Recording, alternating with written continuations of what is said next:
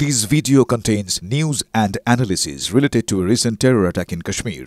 The content may include sensitive visuals and discussions that could be distressing to some viewers. Viewer discretion is advised. We strongly condemn all forms of violence and terrorism. The purpose of the content is solely to inform and create awareness based on verified reports. হিমাচলের পর এবার জম্মু কাশ্মীর ফের মেঘ ভাঙা বৃষ্টিতে বিপর্যয়। কিস্তওয়ালে মাছাল মাতা যাত্রার রুটে বিপর্যয়। আপনারা জানেন এই মাছাল মাতা যাত্রা সেই যাত্রা শুরু হয় 25শে জুলাই থেকে। এবছরও অন্যান্য বছরের মতো 25শে জুলাই থেকে শুরু হয়েছিল। 5ই সেপ্টেম্বর পর্যন্ত এই যাত্রা চলবে এবং এই যে রুট রয়েছে অর্থাৎ জম্মুর যে গুলাবগড় থেকে এই রুট শেষ হয় কাশ্মীরে মাছাল মাতা কিস্তওয়ারে মাছাল মাতা মন্দিরে। সেখানে 32 কিলোমিটার রাস্তা যেটা ট্রেক করে যেতে হয় এবং সেই জায়গাতে এই বিপর্যয় ভেসে গেল পূর্ণার্থীদের তাঁবু। 10 জনের মৃত্যুর আশঙ্কা করা হচ্ছে, আহত আরো বেশ কয়েকজন। ধারালির যে ভয়াবহ স্মৃতি আমাদের মনে এখনো রয়েছে সেই স্মৃতি আরো একবার উস্কে দিল এই কিস্তওয়ার, কুলু, শিমলা, কিন্নর সহ হিমাচলের নানা জায়গায়। আপনারা জানেন মেঘভাঙা বৃষ্টির ফলে কি গোটা একটা গ্রাম নিশ্চিহ্ন হয়ে গেছিল। শুধু তাই নয়, গতিপথ বদলে গিয়ে একটা কৃত্রিম হ্রদেরও সৃষ্টি হয়ে গিয়েছিল। রীতিমতো নিশ্চিহ্ন হয়ে গিয়েছিল সেই ধারালি হার্শিলের একাংশ। সেই ছবি কোথাও এই কিস্তওয়ারের যে সেই মেঘ ভাঙা বৃষ্টিতে যে বিপর্যয় সেই স্মৃতিকে আরো একবার উস্কে দিল। সিমলার রামপুরে ভেসে গেল সেতু, ধসের কবলে আস্ত থানা। সায়ন্ত রয়েছেন আমাদের সঙ্গে। সায়ন্ত, যেটা আমরা বলছিলাম যে এই সময় প্রচুর পূর্ণার্থী সেখানে। এই যে মাছাল মাতা যাত্রা 25শে জুলাই থেকে যেটা শুরু হয়েছে সেপ্টেম্বর মাসের প্রথম সপ্তাহ পর্যন্ত চলবে এবং এই 32 কিলোমিটার একটা ট্রেকিং রুট রয়েছে, সেখানে এই বিপর্যয়।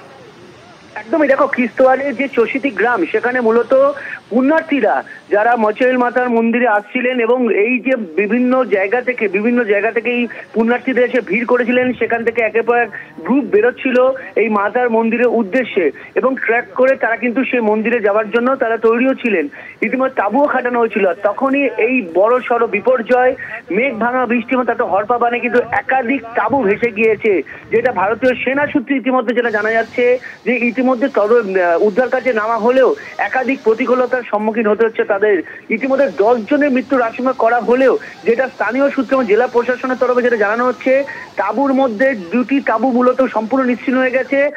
বাকি যে আরো 3-4টি তাঁবু ছিল সেগুলোর উদ্ধার কাজ তাদের মধ্যে থেকে লোকজনকে উদ্ধার করা সম্ভব হয়েছে, কিন্তু 2টো তাঁবুতে কাছাকাছি অংশে প্রায় 25 থেকে 30 জন ছিল, তারা সম্পূর্ণ ভেসে গিয়েছেন। তারা কোথায় রয়েছেন কিছুই তাদের কোনো সন্ধান মিলছে না। একই সঙ্গে এই মেঘভাঙা বৃষ্টির ফলে পাহাড়ে যে বিভিন্ন পাথর বোল্ডারের তলায় অনেকে চাপা পড়ে থাকার আশঙ্কা করছেন উদ্ধারকারী দলের সদস্যরা। ইতিমধ্যে এনডিআরএফ, রাজ্য প্রশাসনের বিপর্যয় মোকাবিলা বাহিনী, আইটিবিপির জওয়ানরা তারা কিন্তু উদ্ধার কাজে নেমেছে। যে ছবি আমরা হিমাচল প্রদেশে দেখেছিলাম সেটার মতো অত ভয়াবহ না হলেও যে বিপর্যয় আজকে নেমে এসেছে সেটাও কিন্তু খুব একটা কম নয়।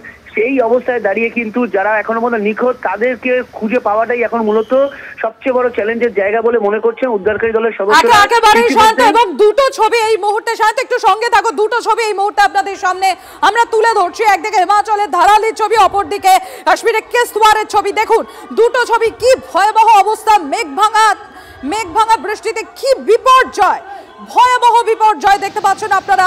সেই ছবি, দুটো ছবি আপনাদের সামনে তুলে ধরছে TV9 বাংলা।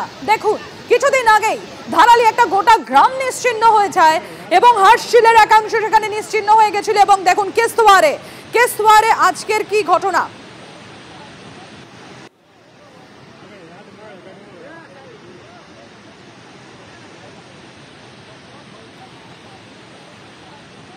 আপনারা দেখতে পাচ্ছেন সেই ছবি। দীঘায় উত্তাল সমুদ্রে তলিয়ে গেলেন 2 পর্যটক। নুলিয়াতের চেষ্টায় উদ্ধার হয়েছেন একজন এখনো নিখোঁজ অপর পর্যটক। পুলিশের নজর এড়িয়ে উত্তাল সমুদ্রে স্নান করতে নামে 2 জন। একজনকে উদ্ধার করে দীঘা স্টেট জেনারেল হাসপাতালে চিকিৎসার জন্য নিয়ে যাওয়া হয়েছে।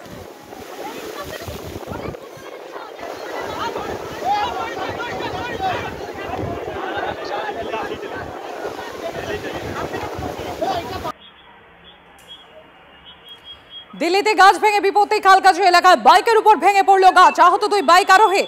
দেখুন কিভাবে এই গাছটি ভেঙে পড়ে। এক্সক্লুসিভ TV9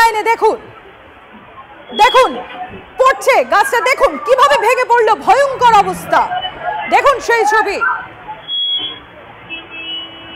গাড়ি বাইকের উপর ভেঙে পড়ল গাছ। কালকাজি এলাকার ঘটনা।